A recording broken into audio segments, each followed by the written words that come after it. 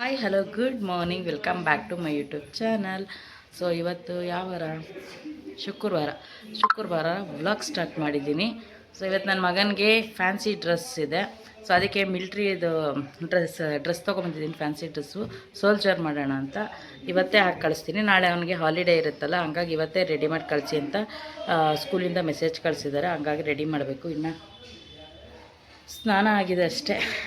Chini dress ಹಾಕ್ಕೊಂಡು ಹೇಳ್ಬೇಕು ಅವ್ರಿಗೆಲ್ಲನೂ, ಇವ್ರಿಗೂ ಹೇಳ್ಬೇಕು, ಇಂಟ್ರಡಕ್ಷನ್ ಕೊಡಬೇಕು. ಓಕೆನಾ? ಬೇಸಿಕ್ಸ್ ಹೇಳ್ಕೊಂಡಿದ್ದೀನಿ ಅಷ್ಟೇ, ಇಂಟ್ರೊಡಕ್ಷನ್ ಕೊಡೋ ಅಷ್ಟು. ಸೊ ಇವಾಗ ರೆಡಿ ಮಾಡಬೇಕು. ಯಾರ್ಯಾರು ಏನೇನು ಮಾಡ್ಕೊಂಬಂದಿರ್ತಾರೆ ಫ್ಯಾನ್ಸಿ ಡ್ರೆಸ್ಸು ಗೊತ್ತಿಲ್ಲ. ನಾನು ವೀಡಿಯೋ ಮಾಡೋಕ್ಕೋಗಲ್ಲ, ಯಾಕೆಂದರೆ ಕೆಲವ್ರಿಗೆ ಇಷ್ಟ ಇರುತ್ತೆ, ಕೆಲವ್ರಿಗೆ ಇಷ್ಟ ಇರೋಲ್ಲ. ಹಂಗಾಗಿ ನನ್ನ ಮಗಂದು ಮಾತ್ರ ಮನೇಲಿ ಅದಕ್ಕೆ ವೀಡಿಯೋನು ಫೋಟೋನು ತೆಕ್ಕೊಂಬಿಡೋಣ ಅಂತ ವ್ಲಾಗ್ ಸ್ಟಾರ್ಟ್ ಮಾಡಿದ್ದೀನಿ. ಓಕೆ. ಹಾಂ ಹಾಂ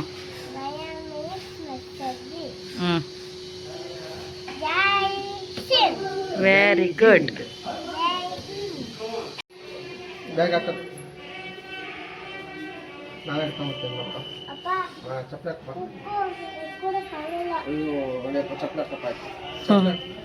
ಹಿಡ್ಕೊಳಕ್ಕಾಗಲ್ವಂತ. ಶೂಸ್ ಇತ್ತಲ್ಲಿ, ಬೇಡ ಅಲ್ಲ. ಬಾಯ್ ಚಿನಿಯ. Very good.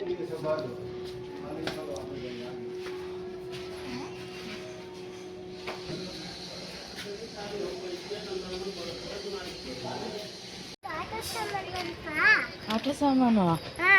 ಏನು ಆಟ ಸಾಮಾನು? ಹೌದಾ? ಯಾರು ಬುಕ್ ಮಾಡಿದ್ದು?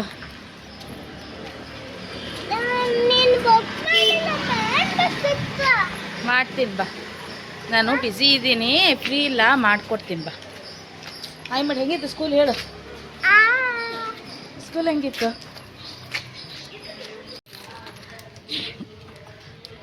ಗನ್ನೆಲ್ಲ ಇಟ್ಕೊಟ್ಟು ಫೋಟೋ ತೆಗೆಸ್ಕೊಂಡ್ಯಾ? ಮುಟ್ಟಬಾರ್ದು, ಅಲ್ಲಿ ಪೇಂಟ್ ಹೊಡೆದಿದ್ದಾರೆ.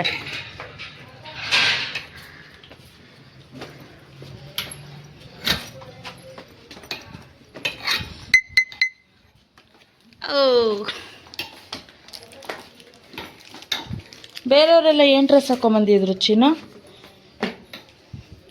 ಹಾಂ, ಅದೇ ಯಾವ ಥರ ಫ್ಯಾನ್ಸಿ ಡ್ರೆಸ್ಸು?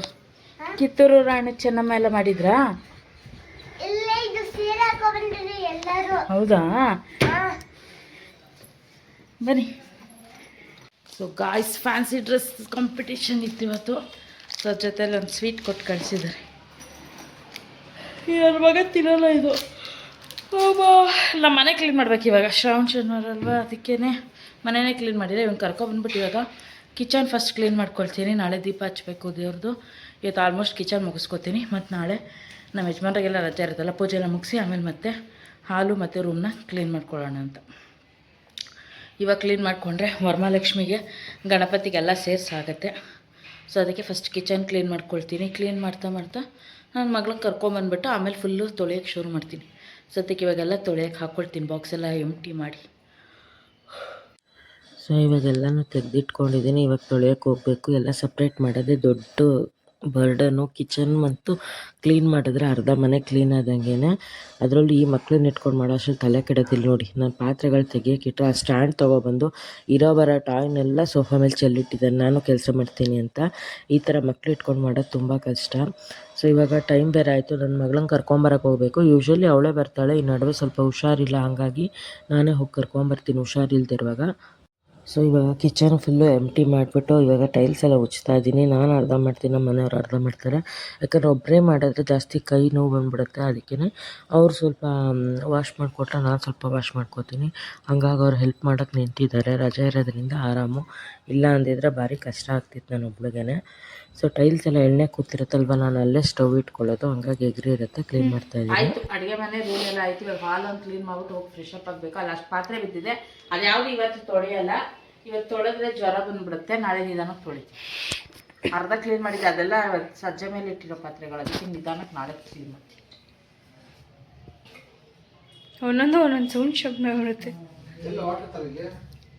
ಇಲ್ಲಿ ಡಿಪ್ರೆಷನ್ ಕ್ಲೀನ್ ಮಾಡ್ಕೊಳ್ಳೋದೇ ತಲೆ ಕೆಟ್ಟೈತಿ. ಮನೆ ಕ್ಲೀನ್ ಮಾಡೋದು ನಮ್ಮದೇ, ನಮ್ಗೆ ಅಪ್ಪಂದೇ ಎಲ್ಲ ಮಾಡ್ಬೇಕಮ್ಮ. ಓಕೆ ಮನೆ ಕ್ಲೀನ್ ಮಾಡ್ಬೇಕು, ಬಾಟ್ಲು ಕ್ಲೀನ್ ಮಾಡ್ಲಿಕ್ಕತ್ತಾರ, ಕುಡಿಯೋ ಬಾಟ್ಲನ್ನೆಲ್ಲ ಒರೆಸ್ಕೊಂಡು ವರಮಹಾಲಕ್ಷ್ಮಿ ಹಬ್ಬ ಮಾಡೋದು. ಇಲ್ಲ ಮೈದು ಇಲ್ಲ ಗೈಸ್ ಇದನ್ನೆಲ್ಲ ದಸರಾ ಹಬ್ಬಕ್ಕೆ ಇಟ್ಬಿಟ್ಟು ಪೂಜೆ ಮಾಡ್ಬಿಡೋದು, ದಸರಾ ಗೊಂಬೆ ಥರ ಅಷ್ಟೇ. ನಮ್ಮಪ್ಪ ನಮ್ಮ ಮನೆ ಗೊಂಬೆಗಳು ಅಂತ.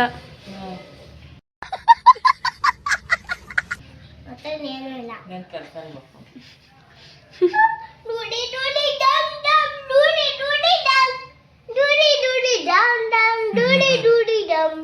ಕುಚುಮುನಿ ಮೊಬೈಲ್ ನೋಡೋದೇ ಆಗೋಗಿತ್ತು ಕೆಲಸ, ಕೆಲಸನೇ ಮಾಡಿದ್ದವು.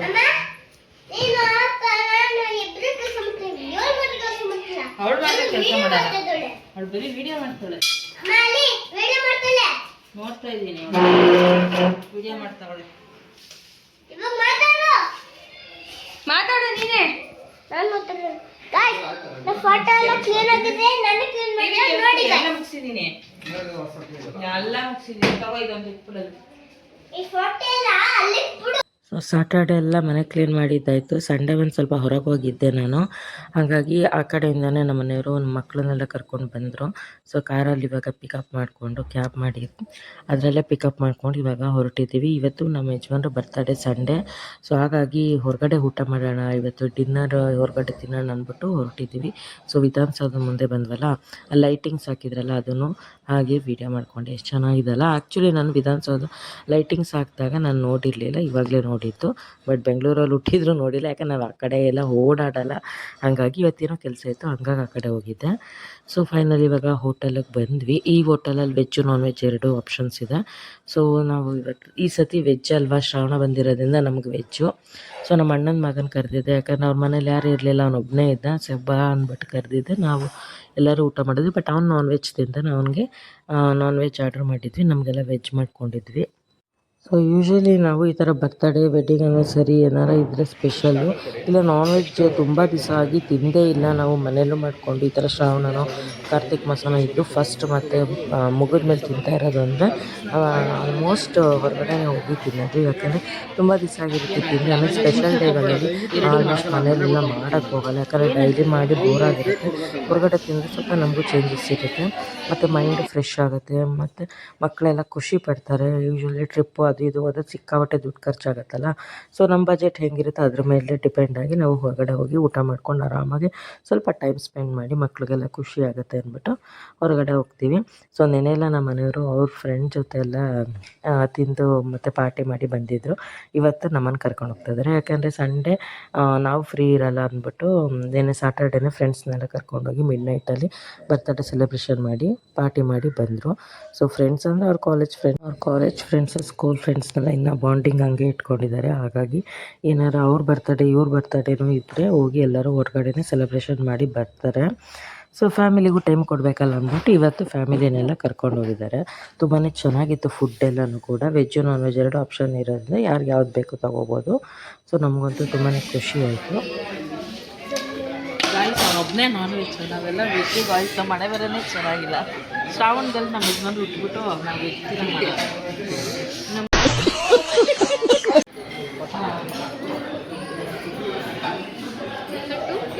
ಹಾಂ ನಿಂಗೂ ಸುಮ್ಮನಿರೋ.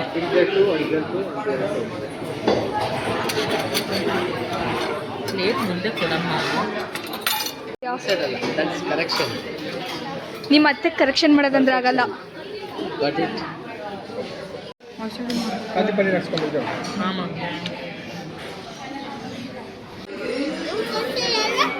ಯಾರು ಇಲ್ಲಮ್ಮ, ಯೂಟ್ಯೂಬ್ ಮಾಡ್ತಾ ಇದ್ದೀನಿ.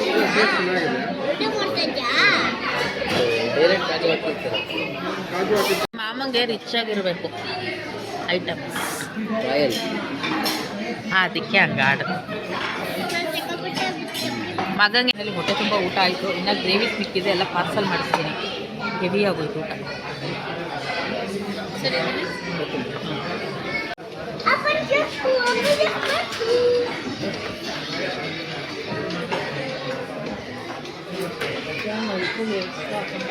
ಅಯ್ಯೋ ಮಾಡ್ರಿ ಇವಾಗಲೇ ಸ್ನ್ಯಾಪ್ ಹಾಕೋಣ.